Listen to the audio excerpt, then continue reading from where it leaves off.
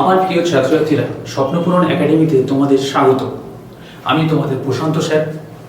স্বপ্নপূরণ একাডেমিতে আজ আমার ফার্স্ট ক্লাস এবং অনলাইনে ফার্স্ট ক্লাস। আমি তোমাদের বায়োলজি পড়াবো। তো প্রায়শই দেখা যায় যে বায়োলজি থেকে বিভিন্ন পরীক্ষা, যেমন ডব্লিউবি, এসএসসি, কেপি বা ডব্লিউবি পরীক্ষা, সেখান থেকে ডাইজেস্টিভ সিস্টেম থেকে প্রচুর প্রশ্ন আসে। তো আমি তোমাদের চেষ্টা করব এই ডাইজেস্টিভ সিস্টেম সম্পর্কে একটু সহজভাবে বোঝানো। তো চলো শুরু করা যাক। ডাইজেস্টিভ সিস্টেম অর্থাৎ পাচনতন্ত্র। পাচনতন্ত্র বলতে কি না, আমরা যে খাবার খাই, খাবার আমরা দু ধরনের খাবার খেতে পারি। একটা হলো মাইক্রোনিউট্রিয়েন্ট, একটা হলো ম্যাক্রোনিউট্রিয়েন্ট।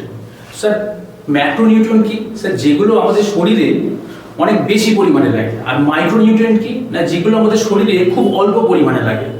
যেমন মাইক্রোনিউট্রিয়েন্ট বলতে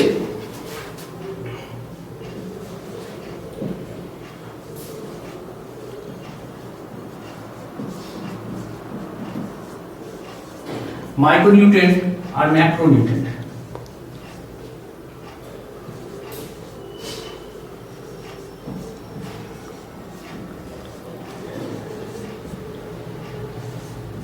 স্যার মাইক্রোনিউট্রিয়েন্ট বলতে যেগুলো আমাদের অল্প পরিমাণে লাগে, অল্প পরিমাণে লাগে। আর ম্যাক্রোনিউট্রিয়েন্ট বলতে যেগুলো বেশি পরিমাণে লাগে। বেশি পরিমাণে লাগে বলতে যেমন কার্বোহাইড্রেট, প্রোটিন, ফ্যাট, সেগুলো আমাদের বেশি পরিমাণে লাগে। আর মাইক্রোনিউট্রিয়েন্ট বলতে যেগুলো অল্প পরিমাণে লাগে, যেমন ভিটামিন হতে পারে, মিনারেলস হতে পারে, খনিজ হতে পারে। তো এই যে খাবার আমরা খাই, সেগুলো আমাদের মুখ গহ্বর থেকে শরীরে বিভিন্ন এনজাইম বা উৎসেচকের মাধ্যমে যে মুখ গহ্বর থেকে গ্রাসনালীতে যায়, গ্রাসনালীতে উদরে যায়, উদর থেকে ক্ষুদ্রান্ত বা স্মল ইন্টেস্টাইনে যায়, স্মল ইন্টেস্টাইন থেকে বৃহদান্তে যায়, তারপরে আমাদের অ্যানাস দিয়ে সেটা খাদ্যটা বার হয়ে যায়, ওয়েস্টেজ বা মলরূপে বের হয়ে যায়। তো চলো, এই যে মুখ গহ্বর, মুখ গহ্বর বলতে স্যার কি? মুখ গহ্বর বলতে আমাদের মুখকেই বোঝায়। মুখ গহ্বরের মধ্যে আমাদের কি রয়েছে?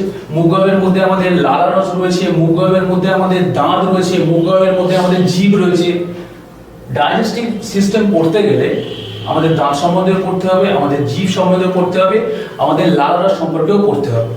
নেক্সট আসি স্যার গ্রাসনালী বা ইসোফেগাস। গ্রাসনালী বা ইসোফেগাস বলতে স্যার মুখ গহ্বর থেকে খাবারটা যে নালীর মাধ্যমে আমাদের উদরে যায়, সেটাই কি গ্রাসনালী বা ইসোফেগাস বলে। নেক্সট আছে উদর। উদর বলতে আমাদের পেট বা স্টামাক বা পাকস্থলী বলতে পারো, সেটা আমাদের উদর। স্যার নেক্সট আছে ক্ষুদ্রান্ত। ক্ষুদ্রান্ত বলতে স্মল ইন্টেস্টাইন, যে নালীর মাধ্যমে খাবারটা অ্যাবজর্ব হয় সেটাকেই স্মল ইন্টেস্টাইন বা ক্ষুদ্রান্ত বলে। আর বৃহদান্ত বলতে স্যার ক্ষুদ্রান্তের পরের স্টেজই হলো বৃহদান্ত। বৃহদান্ত বলতে বাংলা ভাষায় যাকে বলে মোটা নাড়ি, আর ক্ষুদ্রান্ত বলতে বাংলা ভাষায় যাকে বলে সরু নাড়ি। ক্ষুদ্রান্ত এই কারণে বলেছে নাড়িটা, ক্ষুদ্রান্ত এই কারণে বলেছে নাড়িটা সরু, আর বৃহদান্ত এই কারণে বলা হয়েছে নাড়িটা অনেক মোটা। তো চলো, মুখ গহ্বরের মধ্যে কি থাকে? স্যার মুখ গহ্বরের মধ্যে থাকে দাঁত, জিভ আর বিভিন্ন গ্রন্থি,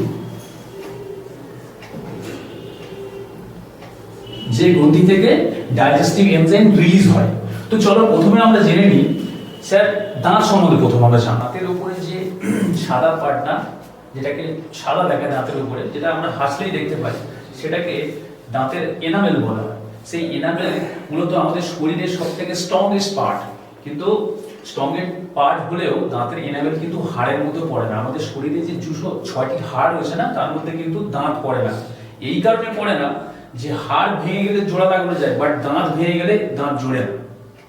দাঁতের এনামেল মূলত ক্যালসিয়াম ফসফেট দিয়ে তৈরি। দাঁত সম্পর্কে কিছু তথ্য আমরা জেনে নিই। যে শিশুদের দাঁত সাধারণত দেখা যায় যে শিশুদের দাঁতের ফর্মুলা লেখা হয় 2102। 2102 কি?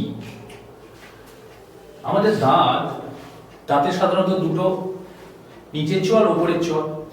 তো নিচের চোয়াল, উপরের চোয়াল শিশুদের ক্ষেত্রে দেখা যায় সাধারণত 20টি দাঁত থাকে। নিচের চোয়ালে 10টি, উপরের চোয়ালে 10টি, 20টি। তো আমরা দাঁতকে 4 ভাগে ভাগ করতে পারি।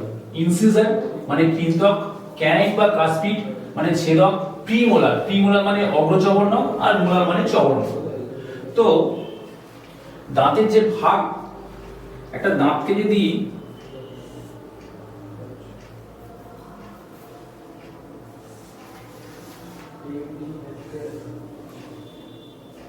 যদি আমরা দাঁতের ওপরের চোয়ালের কথা ভাবি, তো ওপরের চোয়ালকে আমরা মাঝখান থেকে দুই ভাগে ভাগ করতে পারি। সিমিলারলি নিচের চোয়ালের কথা যদি ভাবি, নিচের চোয়ালকেও মাঝখান থেকে আমরা দুই ভাগে ভাগ করতে পারি সমান ভাগে। তো দেখা যাচ্ছে চারটে সেক্টর রয়েছে, একটা, দুটো, তিনটে, চারটে। তো সিমিলারলি এই যে এই প্রতি ভাগে 20, চারটে সেক্টর, এ ভাগে 5টি থাকবে, এ ভাগে 5টি থাকবে, এ ভাগে 5টি থাকবে, এ ভাগে 5টি থাকবে।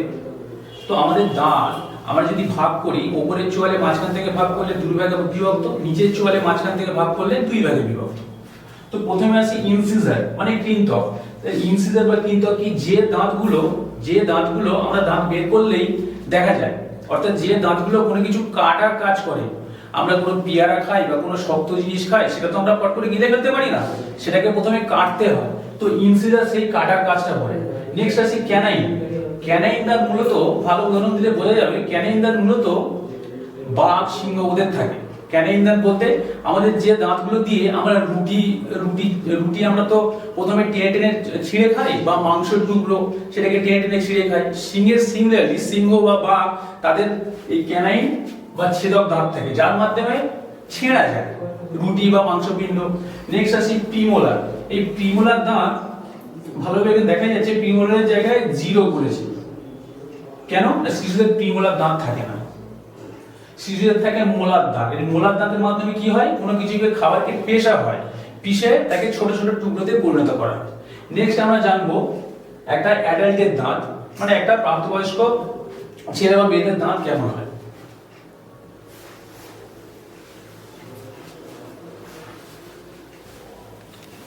দাঁত উপরের মাড়ি সেটাকে দুই ভাগে ভাগ করা যায়, এবং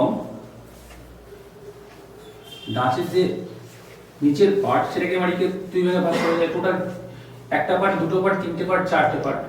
তো প্রতিটা পার্টে ইনসিজার রয়েছে। আমাদের যদি ওভারভাবে ভাগ করি, স্যার ইনসিজার রয়েছে বড়দের দাঁতের ক্ষেত্রে দুটো, ক্যানিন রয়েছে একটা, প্রিমোলার রয়েছে দুটো, মোলার রয়েছে তিনটে। চারটে পার্ট, সেজন্য প্রতি ক্ষেত্রে 4 গুণ রয়েছে, 4 গুণে 8, অর্থাৎ কৃন্তক বা ইনসিজার রয়েছে 8টি, ক্যানাইন বা কাসপিড যাকে ছেদক বলা হয় সেগুলো রয়েছে 4টি, প্রিমোলার রয়েছে বা অগ্রচবন্নক রয়েছে 8টি, মোলার বা চবন্নক রয়েছে 12টি, টোটাল রয়েছে 32টি। এবারে দাঁত অনেকের হয় একটু বড় হলে কিছু দাঁত ওঠে, যে দাঁতগুলোকে বলা হয় মোলার দাঁত। একদম আমাদের দাঁতের মাড়ির শেষের দিক থেকে দাঁতগুলো ওঠে, যেগুলোকে বলা হয় মোলার দাঁত, বা বাংলাকে অনেকে বলা হয় আক্কেল দাঁত। এই দাঁতটা যখন ওঠে তখন আমাদের মাড়িতে প্রচুর পরিমাণে যন্ত্রণা হয়, তার কারণ মাড়ি ভেদ করেতে ওঠে এবং বয়সে ওঠে। সেই দাঁতের সংখ্যা 4টি, যেটি 18 বছর পর ওঠে। এগুলি কিন্তু মোলার দাঁতের অন্তর্ভুক্ত। যাদের 18 বছর পর এই 4টি দাঁত ওঠে, অর্থাৎ উপরের মাড়ির দুই ধারে দুটি এবং নিচের মাড়ির দুই ধারে দুটি যে মোলার দাঁত ওঠে, সেই মোলার দাঁত কিন্তু এই 32টার মধ্যেই অন্তর্ভুক্ত, এক্সট্রা নয়, এই 32টার মধ্যেই অন্তর্ভুক্ত। নেক্সট আমরা জানবো দাঁতের কিছু কিছু ভাগ সম্পর্কে। দাঁতের যে পার্ট সম্পর্কে আমাদের জানতে হবে। মেনলি দাঁতের এই 4টে পার্ট সম্পর্কে বিভিন্ন এক্সামে কোশ্চেন আসে। যেমন ক্রাউন, মাড়ির উপরিভাগে যে পার্টটি দেখা যায় সেটি ক্রাউন বা সেটিকে ক্রাউন বলা হয়। এবং রুট, দাঁতের ভিতরে যে অংশ যৌবনের মধ্যে ঢুকে থাকে সেটাকে রুট বলা হয়। একটা দাঁতকে যদি আমি 3 ভাগের 1 ভাগ করি, যে 1 ভাগটা মাড়ির মধ্যে ঢুকে থাকে সেটাকেই আমরা রুট বলি, বা বাংলা ভাষায় শিকড় বলতে পারো। যেমন পাল্প। পাল্প কি? পাল্প হলো দাঁতের সব থেকে নরম অংশ, যেটা যার মধ্যে দাঁতের স্নায়ু এবং রক্তনালী থাকে, যেখানে আঘাত হলে আমাদের দাঁতের যন্ত্রণা শুরু হতে থাকে। যেমন বলি আরেকটি পার্ট সিমেন্ট্রাম। তাহলে সিমেন্ট্রাম কি? এই সিমেন্ট্রাম থেকে প্রচুর কোশ্চেন বিভিন্ন এক্সামে এসেছে। সিমেন্ট্রাম কি? দাঁতের শিকড়কে চোয়ালের হাড়ের সাথে যুক্ত করে এই সিমেন্ট্রাম, বা বলতে পারো আমাদের দাঁত মাড়ির মধ্যে যেখানে ঢুকে থাকে, উপরের যে আবরণী থাকে না দাঁতের উপরে, সেটাকে সিমেন্ট্রাম বলে। আচ্ছা, কিছু কিছু দাঁতের টার্ম সম্পর্কে আমরা জানবো। যেমন এই ক্যানাইন, একটু আগে তোমাদেরকে বলা হয়েছিল স্যার ক্যানাইনকে আমরা কৃন্তক, ক্যানাইনকে পয়েন্টি টিথ বলি। ক্যানাইনকে এই কারণে পয়েন্টি টিথ কেন বলি? স্যার ক্যানাইন দাঁত দুটো, যে ক্যানাইন দাঁত দুটো কিরকম দেখতে না, সিংহের দাঁত বা বাঘের দাঁত, যে দাঁতের মাধ্যমে আমরা রুটি বা মাংসের টুকরো ছিরি সেটাকেই বলা হয় ক্যানাইন, সেই জন্য ওটাকে পয়েন্টি টিথ বলা হয়। যেমন ইনসিজার, ইনসিজারকে স্মাইল টিথ বলা হয়। আমরা যখন হাসি তো আমাদের যে দাঁত দুটো বার হয় সেটাই তো আমরা স্মাইল করি, তো সেই দাঁতকে এই জন্য ইনসিজার দাঁতকে স্মাইল টিথ বলা হয়। নেক্সট আসি প্রিমোলার। স্যার প্রিমোলার দাঁতের কাজ কি? খাবারকে পিষে খাওয়া। নেক্সট আসি স্যার মোলার। মোলারের কাজ কি? মোলারেরও কাজ খাবারকে পিষে ফেলা, বাট প্রিমোলার খাবারকে একটু কম পেশে, আর মোলার খাবারকে একদম মসৃণ ভাবে পেশে। শুধু পেশে না, আমাদের মুখের মধ্যে যে স্যালাইভারি গ্ল্যান্ড আছে না, সেই গ্ল্যান্ড থেকে যে স্যালাইভা নিঃসরণ হয় খাবারকে সেই স্যালাইভার সাথে মেশাতে সাহায্য করে। তো এই দাঁত সম্পর্কে আমাদের বলুন। তো দাঁত সম্পর্কে আমাদের এটুকুই জানা ছিল। That's all. যদি আমার ভিডিওটি ভালো লাগে তো প্লিজ আমাদের চ্যানেলটি সাবস্ক্রাইব করবেন এবং ভিডিওটি যত বড় নিজের বন্ধুদের মধ্যে শেয়ার করবেন। Thank you.